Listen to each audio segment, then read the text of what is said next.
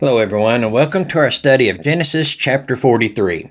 One of my strange habits that I have is rereading the same books over and over. And sometimes I do the same with television shows and movies too. Sometimes you might notice a factor in the story that maybe you missed the previous time, and it makes the storyline just a whole lot richer. But in the back of my mind, I already know how the story ends, and I'm fully prepared for every twist in the plot and every disaster that the characters are going to face. That way, there's no surprises and there's no drama.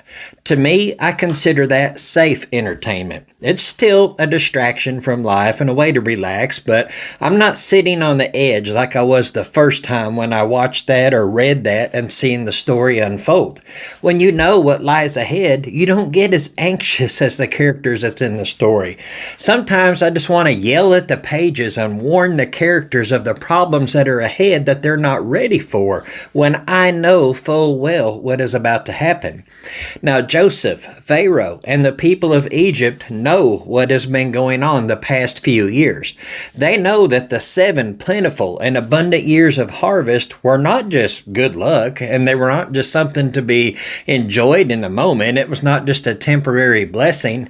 It was necessary to survive what is going to be coming after that was over. Outside of Egypt, there were probably also 7 years of abundance everywhere.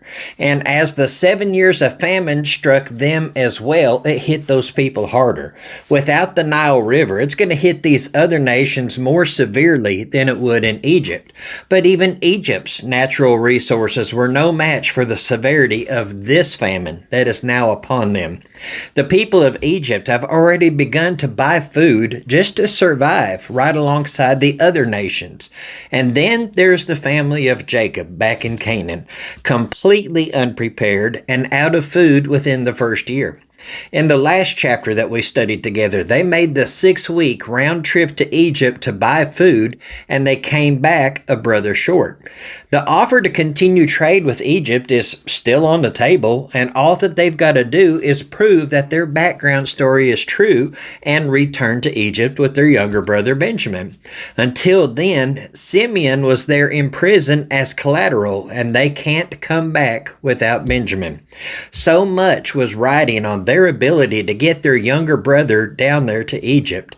They had to deal with their own guilt about Joseph, and now Simeon is gone, and they have made 2 trips home from someplace with one less brother each time, because the first time they come home without Joseph, and now they come home without Simeon, and they're asking their father if they can take Benjamin. Their father, who truly doesn't love them, is not going to be easily persuaded to let go of this son that he does love, not with their track record for keeping each other safe. And in the previous chapter, sure enough, we read where Jacob refused to let Benjamin go, and Simeon, he's just left to rot in prison down in another country. In Jacob's mind, this was almost over. I mean, how long can a famine last anyway? They came home with 9 sacks of grain, and he thought, well, maybe that'll get us by. The rains will surely come back, and we'll have crops again, and the ground will produce for us. He had no idea how severe and how long this famine is going to be. Now, I was born in Wyoming, and I went to college there, so I understand the need to be prepared for what that state goes through.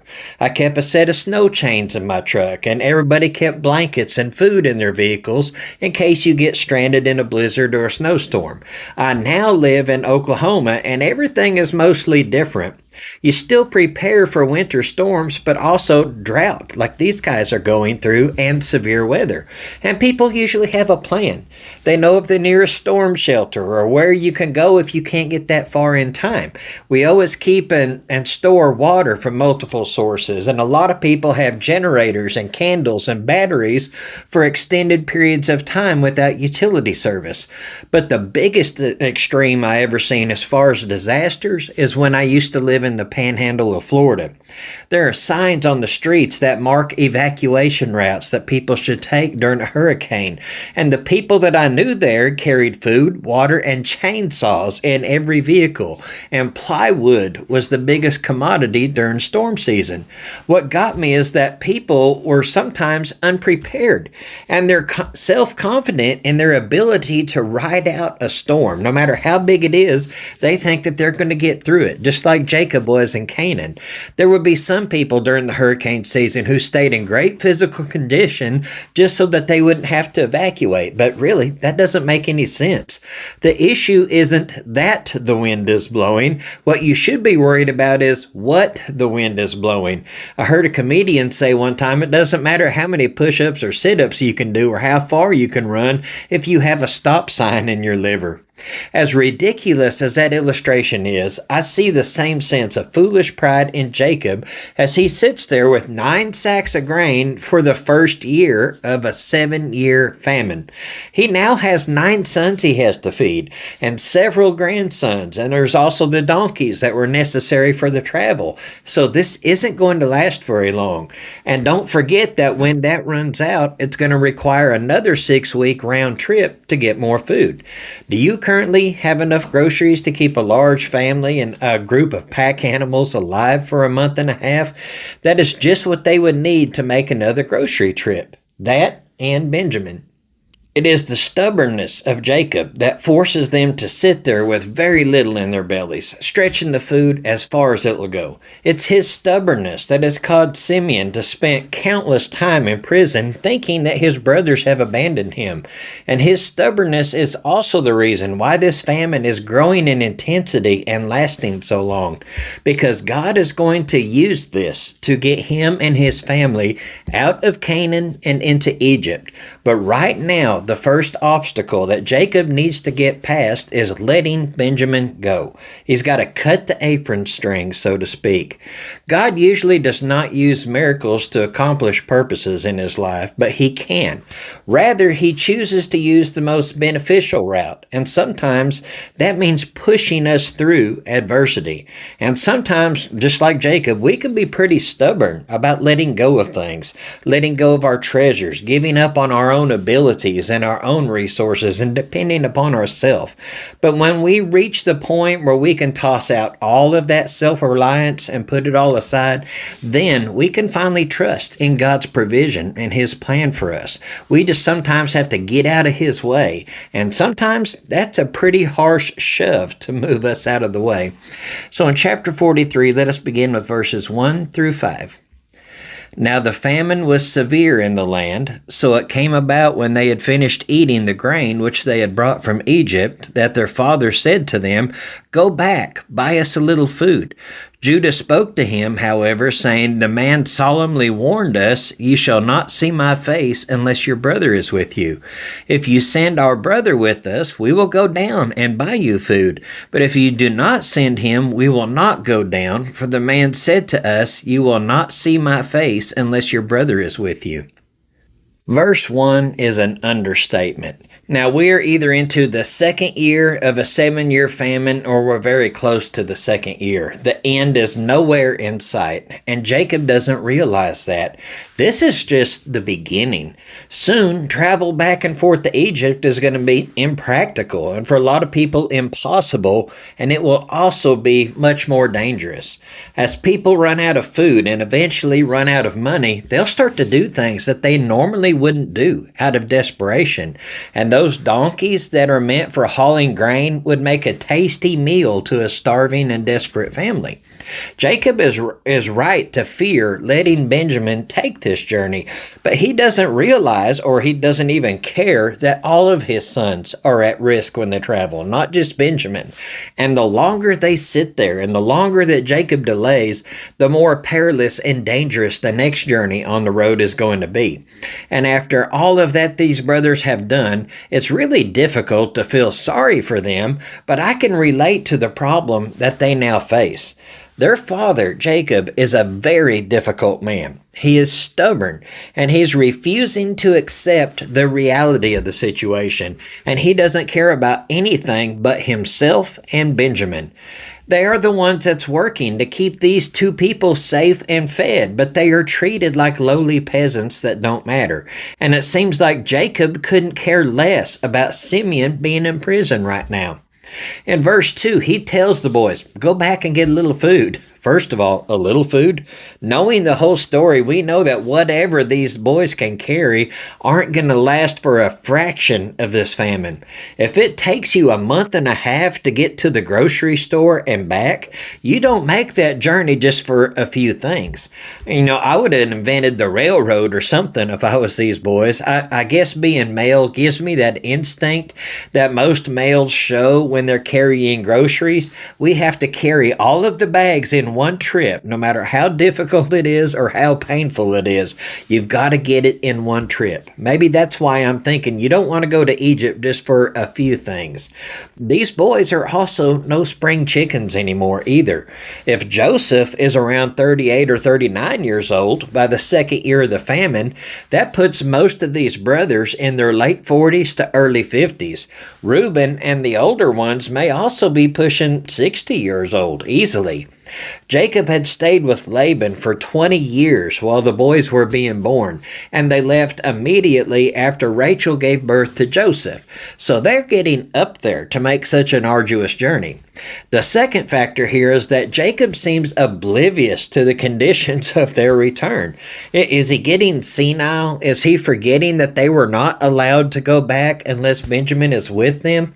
Or does he just not care? Is he willing to lose another one of Leah's sons to be captured and sent into prison next to Simeon just for a few more weeks of groceries? In verses 3 and 4, the boys are trying to remind him of what they told him when they returned the first time. And they are trying so hard to be patient and respectful with their father, even though he doesn't respect them and doesn't really care about them. And I applaud these boys for doing that. I also admire the courage that it took for them to stand up the way they did in verse 5. They said, if you do not send him, we're not going. On a side note, I wonder about the faith of Jacob in this stage of his life right now. He has always been a doubter. He's always been a worrywart, and his faith hasn't always shone brightly whenever he's faced with a threat or with a problem. Yet he had his moments like when they left Shechem and buried all of their idols because Jacob told them to get rid of them and to follow God.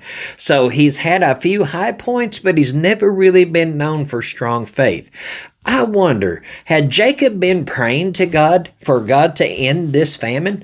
If he has, he must be feeling frustrated right now. Maybe Jacob's even going back to his old ways of doubting because he prayed for the famine to begin or the famine to end, and it only got worse.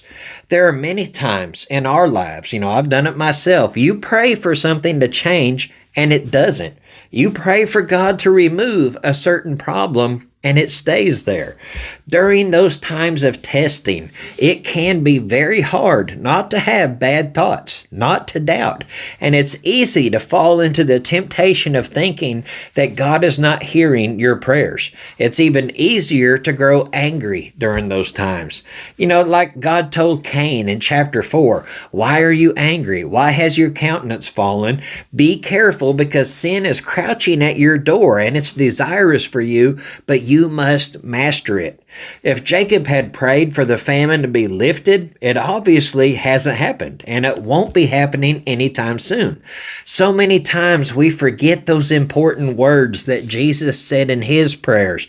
Nevertheless, not my will be done, but yours. God could have removed the famine easily, but he didn't. It was there for a purpose, and that purpose had not yet been fulfilled. Whenever you are tempted to cry out during your personal storms, Lord, why have you forsaken me? Why won't you fix this situation? Why won't you take this problem away? You should be saying, Lord, what are you trying to teach me here? Show me what you want me to do. Show me what needs changed and help me get through this. Let us go on into verses 6 through 10. Then Israel said, "Why did you treat me so badly by telling the man whether you still had another brother?" But they said, "The man questioned particularly about us and our relatives, saying, 'Is your father still alive? Have you another brother?' So we answered his questions. Could we possibly know that he would say, 'Bring your brother down'?" Judah said to his father Israel, "Send the lad with me, and we will arise and go, that we may live and not die, we as well as you and our little ones. I myself will be a surety for him. You may hold me responsible for him. If I do not bring him back to you and set him before you, then let me bear the blame for you forever. For if we had not delayed, surely by now we could have returned twice." Once again, old Jacob is making everything about him. Why did you do this to me? Me. Still no concern over Simeon. Just his emotional pain about this imaginary threat there against his son that he refuses to let out of his sight. They reasoned with him in verse 7 by explaining how this ruler in Egypt, a man that they knew as Zaphanath-Paneah, had asked them very specific questions about their family, in particular their father and their younger brother. That should have been a hint as to the true identity of Joseph. If you think about it, he never asked about their mother or his mother. Joseph's mother died giving birth to Benjamin long ago, just outside of Bethlehem on the side of the road, before they truly settled in one area. I don't know with certainty how long Leah, the mother of these other brothers, lived. According to Jewish tradition, Rachel died when she was around 36, and Leah is said to have died about the age of 45, which would have been about 9 years later.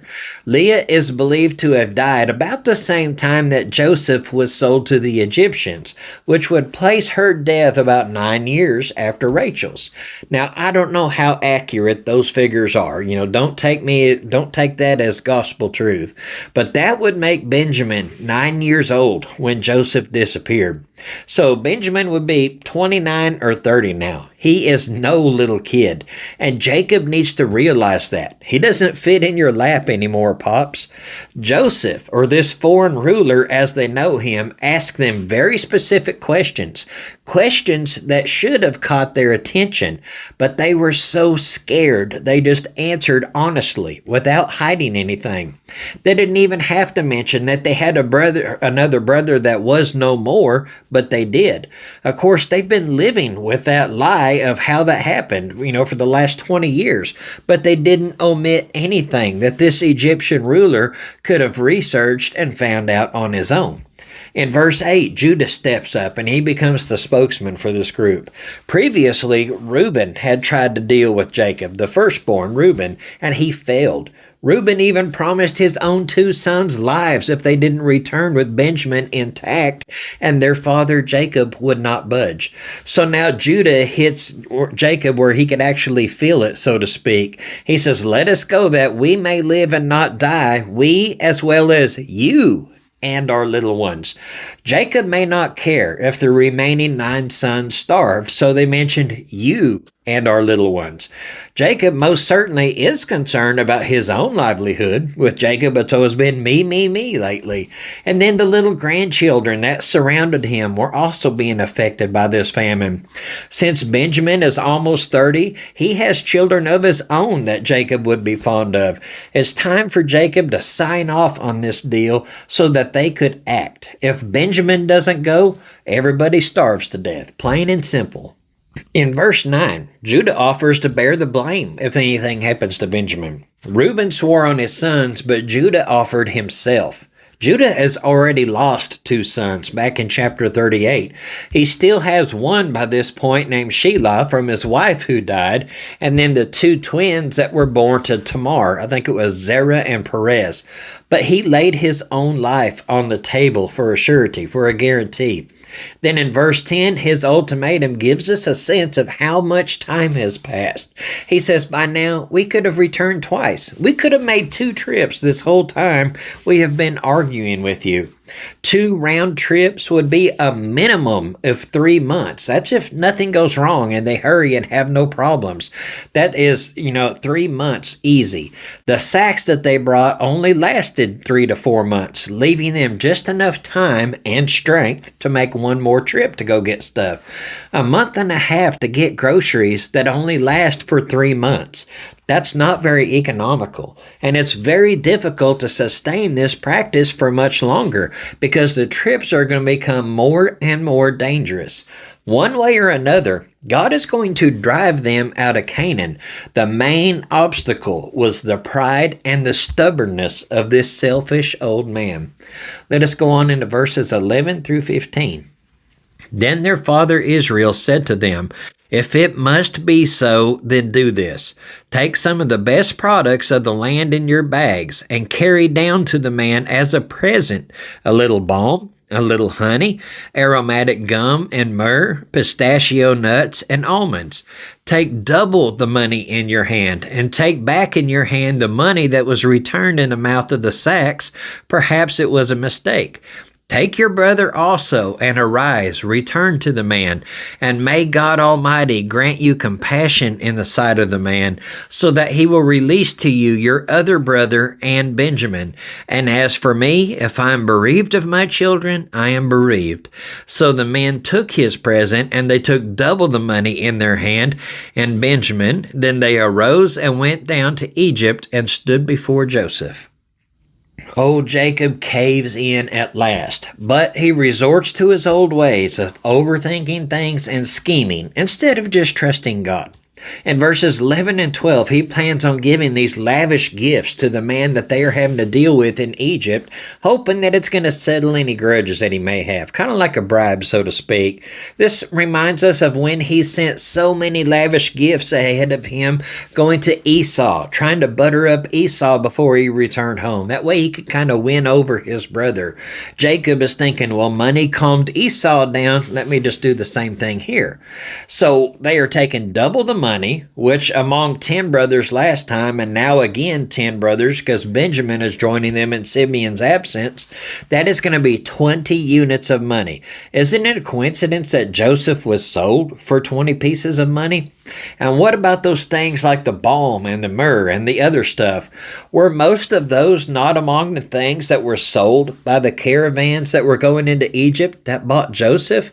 I wonder if Jacob knew what really happened, and this was just maybe a passive-aggressive way of letting the boys know that Dad suspects something, sending them to the same place as the original traders, carrying the same goods and the same number of units of money. But it is possible that Jacob had just been clinging to some of these things that's lying around. Maybe Rachel had brought them before she died. Who knows? Either way, though, in verse 14, he finally caves in, and he prays that the Lord Almighty would protect them. This is the first time in Scripture that name for God was used, Lord Almighty. But what he said next shows that in his heart he is still playing favorites. He goes, so that he will release your other brother and Benjamin.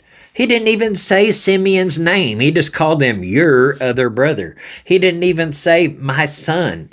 Jacob is continually breaking the heart of the very people that are keeping him safe, that are keeping him fed. But they have changed a great deal over the years, because if they sold Joseph into slavery over his arrogant dreams and a little snitching here and then, don't you think by now maybe Jacob might have had a little mishap too? Maybe he would have fallen into a pit. Maybe he would have been sold for something. They do truly seem to feel remorse over their sins, and true remorse is shown in change, and they are exhibiting that kind of change. Confession is necessary for salvation. You must admit that you are a sinner and that you're separated from God, but repentance is also necessary. You can claim that you have changed all day long, but until you turn from past behaviors, you haven't shown authenticity. Immediately after his baptism by John, Jesus continued John the Baptist's message by heralding the word repent to the people. And I think these boys here are at that stage this very moment. Their hearts have changed, but Joseph has to see the change in them for himself. They are not in the clear yet. So Joseph back in Egypt is putting his brothers to a test by requiring this that they're having to go through. Let us go on into verses 16 through 23. When Joseph saw Benjamin with them, he said to his house steward, "Bring the men into the house and slay an animal and make ready, for the men are to dine with me at noon." So the man did as Joseph said and brought them into Joseph's house. Now the men were afraid because they had been brought to Joseph's house, and they said, "It is because of the money that was returned in our sacks the first time that we are being brought in, that he may seek occasion against us and fall upon us and take us for slaves with our donkeys." So they came near to Joseph's house steward and spoke to him at the entrance of the house and said, "O my lord, we indeed came down the first time to buy food. And it came about when we came to the lodging place that we opened our sacks, and behold, each man's money was in the mouth of his sack, our money in full. So we have brought it back in our hands. We have also brought down other money in our hand to buy food. We do not know who put our money in our sacks." He said, "Be at ease. Do not be afraid. Your God and the God of your father has given you treasure in your sacks. I had your money." And then he brought Simeon out to them. Joseph sees them coming, and he observed that indeed Benjamin was with him, just like he asked. They hadn't harmed his little brother like they did to him so long ago. That is enough cause for a celebration. Joseph orders his servants to prepare this lavish meal for his guest. And if you think about it, nobody was expecting that. They come there expecting judgment. They come there expecting wrath, and they receive hospitality. This should have been another indicator that this Egyptian official was different than other Egyptians. They were just focused on being accused of spies and everything, and now they're having a feast with the second in command of the nation of Egypt in his own house. Now that is most unusual. Think about the offer that's knocking at our door. The Lord of the universe, the creator of everything that is, desires to have company and fellowship with us. He wants to be with you. Despite the fact that we have previously sinned against him, we have messed up. Revelation chapter 3 verse 20 says, "Behold, I stand at the door and knock. If anyone hears my voice and opens the door, I will come into him and will dine with him, and he with me." Immediately, these brothers begin by telling the steward of the house what had happened. They had been accused of stealing their money back. They wanted to state the facts now so that maybe this stewardess might help them present their case. They see it as clearing up a misunderstanding. It can also be seen as a willingness to confess and make right something that was wrong. Yes, they didn't keep the money that was back in the sacks, but they also wanted to clear the air about that. One day, we are going to be brought before the Lord, and it would be wise to do your confessing and your turning from sin now, while you are still breathing, because once our eyes close in death, so does the door of opportunity. There's no going back, and there's no changing your mind once this is over. Today is the day of salvation. But I wonder how many of us will still be like these brothers, begging our case as we stand before the steward when we reach the pearly gates, begging our case. By the shed blood of Christ on the cross, our sins have been removed as far as the east is from the west, and we are declared righteous in Christ. I can easily see myself still clinging to the guilt of things that have been long forgiven. How many of us are going to enter into God's presence like the prophet Isaiah saying, "Woe to me, I am ruined," or like the psalmist, "My sin is ever before me." God will look at us through the blood of Christ and say, "What sin? Now sit down and dine with me." The response of that steward is incredible from every angle that you look at it. "Don't be afraid," he tells them. "Your God and the God of your father has given you treasure in your sacks," he said. "I had your money." First, an Egyptian steward knows about the God that they and their father serve. Probably closer than they know. He probably knows their God closer than they do. Joseph has had a lot of influence on those that are around him, and perhaps they realize this because of the dreams that Joseph interpreted about these things have come to pass. The 7 years of plenty, and now the famine begins, just like he said. So the steward naturally chalks this up to another miracle of God. He tells them that he received the money that was owed for the food, that their God must have miraculously placed more money in their sacks. Now, I don't know if God actually caused the money to miraculously appear in their sacks this time, but we're going to see later on that Joseph puts it back in there. But either way, the steward was correct in saying that God gave it to them. Now, I don't know how they were doing financially at this point in the famine. Abraham had great wealth, and so did Isaac, and so did Jacob, but most of their assets were listed in livestock, cattle and sheep and oxen and donkeys, animals that would quickly perish in a famine, and the ones they do manage to sell, before it was too late is only going to be worth so much money. Famines this severe will drain even the wealthiest of families in no time at all. After that was all settled, it says Simeon was brought out to them. I wonder if Simeon said, guys, what took you so long? But knowing how their father is, how he is stubborn, and knowing that he is so protective of Benjamin, Simeon didn't even bother asking that question. He knew how difficult it was for his brothers to get their father to turn loose of Benjamin. Let us go on into verses 24 through 30. Then the man brought the men into Joseph's house and gave them water, and they washed their feet, and he gave their donkeys fodder. So they prepared the presents for Joseph's coming at noon, for they had heard that they were to eat a meal there. When Joseph came home, they brought into the house to him the present which was in their hand, and bowed to the ground before him. Then he asked them about their welfare, and said, Is your old father well, of whom you spoke? Is he still alive? They said, Your servant our father is well, and he is still alive. And they bowed down in homage. As he lifted his eyes and saw his brother Benjamin, his mother's son, he said, Is this your youngest brother, of whom you spoke to me? And he said, May God be gracious to you, my son. Joseph hurried out, for he was deeply stirred over his brother, and he sought a place to weep, and he entered his chamber and wept there. That warm welcome and that lavish treatment that they got starting in verse 24 must have come as a shock. They expected to be cast into prison. They thought that their donkeys were going to be seized. Instead, they're getting their feet washed and their donkeys fed. In verse 25, they got the gift ready to give it to Joseph, the spices, the myrrh, and the nuts, and all the extra money and everything that was sent with them from their father. Then Joseph comes in and makes an appearance, and they delivered the gift, and they bowed. Verse 26 says, They brought into the house to him the present which was in their hand, and they bowed before him.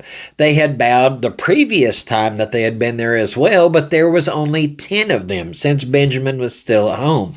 Now, with Simeon restored and with Benjamin there, all 11 were there, plus some of the wealth and the spices that Jacob and Rachel had accumulated together. Why is that important to notice? Think back to the second dream that Joseph had so long ago that had more details in it than the first one did. In Genesis chapter 37, verses 9 and 10, it says, Now he had still another dream, and related it to his brothers, and said, Lo, I have had still another dream. And behold, the sun and the moon and 11 stars were bowing down to me. He related it to his father and to his brothers, and his father rebuked him and said to him, What is this dream that you have had? Shall I and your mother and your brothers actually come to bow ourselves down before you to the ground? And right here is the fulfillment of that vision that Joseph had way back when he was just 17 years old. All 11 brothers are now here and bowing, and by proxy of the gifts, his father and his late mother. Joseph tried to compose himself, but that had to be difficult. First, the realization that this dream was being fulfilled right in front of him had to be so overwhelming. And then the comfort of seeing them all again and hearing that his father was still alive. Joseph lets his guard down at that. He slipped when he saw Benjamin, and he said out loud, did you catch that? May God be gracious to you, my son. For an Egyptian ruler to acknowledge the God of Israel was nothing short of unusual. The word that Joseph used there was Elohim. That is a plural word, but it doesn't refer to many gods. It was used for the supreme God. And a side note, why is Elohim plural? Because even though the most orthodox of Jews don't believe that Jesus is the Messiah and is God in human flesh, they still use Elohim as God's name. And when they do that, they are mentioning the reality of the Trinity without even recognizing it. In the first part of Genesis, we see God, the Father, creating, and the Spirit hovering over the waters, as it tells us. And then in John chapter 1, verse 1, it says, in the beginning was the Word was with God, the Word was God. Jesus was there in the beginning creating. And then you go on further. The Lord has always used plural words when He made things. Let us create man in our image. Joseph used a name for God that his brothers would recognize, and he knew his facade was crumbling. He had to get out of there and compose himself for a minute if he is to continue remaining stern and to give the final test to these brothers. So we'll go on into verses 31 through 34. Then he washed his face and came out, and he controlled himself and said, serve the meal. So then they served him by himself, and them by themselves, and the Egyptians who ate with him by themselves, because the Egyptians could not eat bread with the Hebrews, for that is loathsome to the Egyptians. Now they were seated before him, the firstborn according to his birthright, and the youngest according to his youth. And the men looked at one another in astonishment. He took portions to them from his own table, but Benjamin's portion was 5 times as much as any of theirs. So they feasted and drank freely with him. After taking just a few moments to get all of these emotions roped in, Joseph probably had to go fix his makeup before going back in there. Now that sounds strange to us men, but being an Egyptian ruler required different things than we're used to. In verse 32, Joseph is still observing protocol by eating separately from his Hebrew guest. Being second in command, he possibly could have ignored that custom, but he chose not to rock the boat. By now, Joseph understood that the Lord was going to use him to save his family, and he's going to do so the proper way. Yet another hint of who Joseph was should have been obvious to them there. So Joseph was not eating with them. He's eating separately from them since they were Hebrews. Nobody questioned why the Egyptians were eating separately from Joseph, though. If Zaphnath-Paneah is what they know Joseph as, if he is over here eating and the Egyptians are separate from him, why would that be? But the truth was, Joseph was also a Hebrew, just like these brothers. That's why the Egyptians were by themselves. But so he didn't blow his cover, he chose to eat by himself. Verse 33 held yet another significant clue. Joseph seated everybody in order of their birth. Now, small children, they're easier to discern who is older because usually children are stair-stepped in height. But men in their 40s and 50s, that's a little tougher to determine with precision. Joseph had them arranged and seated in an order that would be impossible for anybody who didn't know them to guess with 100% accuracy. The odds of seating these 11 men in order by their age is the same as being hit by lightning 5 times. Now comes the puzzling part, though, in that last verse. Benjamin's portion was 5 times as much as any of theirs. Now, why did Joseph do this? Was Joseph becoming like his father? Was he showing favoritism? That's really unlikely, even though that's what it looks like. This is yet another test to see how much his brothers had changed. When Joseph used to receive the special treatment, they hated him for it. Even though their father was the one that did it, their father was at fault. He's the instigator. The hatred landed on Joseph for being the favorite child. So if he shows favoritism to Benjamin, even though Benjamin had nothing to do with this, how are they going to react? Has 20 years of guilt and growing up and maturing finally gotten them over themselves? So with 5 times the amount of food given to the youngest, the brothers never said a word. They didn't even bat an eye. Now it's obvious that they had learned to be content with what they got and not envy one another. Now, yes, favoritism by parents is not right at all, and it causes problems. But the commandment, thou shalt not covet, made the top 10 list in God's law. Don't envy what others have, because that leads to the point of hateful thoughts and then eventually sinful behavior. Be content with what you got. Don't worry about others. Be happy that everybody is there, everybody is whole, and everything is going to work out. Verse 34 says that they feasted and drank freely with him. There's no animosity. There's no jealousy. That's the way it's supposed to be.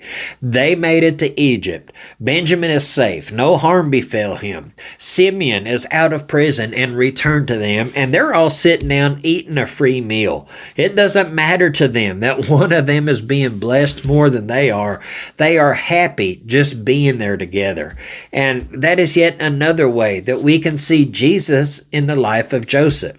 Joseph is testing them to see if they have learned how to do the number 2 command that Jesus gave to us. Do we really love one another? Because Joseph wanted to know, do they really love one another? But the question for us, the application for this study is, do we love one another?